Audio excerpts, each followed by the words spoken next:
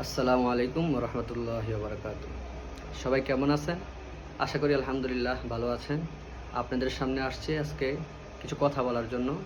আসলে অতীতে আসা হয়নি, এখন আসছি। যেই বিষয়টা নিয়ে কথা বলবো সেটা হচ্ছে গোসলের ফরজিয়াত নিয়ে। এই বিষয়টা বলার জন্য উদ্বুদ্ধ হয়েছি আসলে তাবলিগে যাওয়ার কারণে দেখলাম মানুষ 30, 40, 50 বছর হয়ে গিয়েছে। এখন পর্যন্ত গোসলের ফরজিয়াত বিষয় তারা জানে না।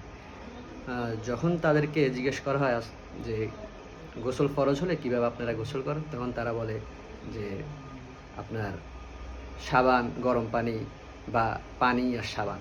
আসলে আসলে যদি আপনি গোসলের ফরজিয়াত না জানেন আর সারাদিনও পানিতে পড়ে থাকেন, আপনার ফরজিয়াত আদায় হবে না। আর ফরজিয়াত যখন আপনার আদায় হবে না, আপনার গোসলও আদায় হবে না। আর গোসল যখন আপনার আদায় হবে না, তখন আপনি পবিত্র হতে পারবেন না। আর যখন আপনি পবিত্রও হবেন না, তখন আপনার নামাজ, আপনার কোরআন তেলাওয়াত এগুলি আপনার কিছুই হবে না।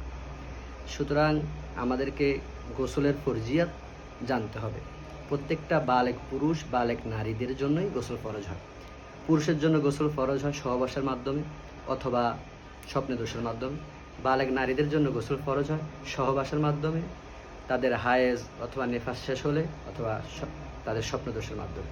আর গোসলের ফরজ হচ্ছে তিনটি। একটা হচ্ছে গড়গড়াইয়া কুলি করা যদি রোজাদার না হয়। আরেকটা হচ্ছে নাকের নরম জায়গা পর্যন্ত পানি পৌঁছানো। আর 3 নাম্বার হচ্ছে সমস্ত শরীর ভালোভাবে ধৌত করা। আর শরীরের সকল অঙ্গে যেন পানি পৌঁছায় সেভাবেই পানি পৌঁছানো, ধৌত করা। তো আলহামদুলিল্লাহ আমরা আজকে এই পর্যন্ত জানলাম। ইনশাল্লাহ পরবর্তীতে আবার কথা হবে।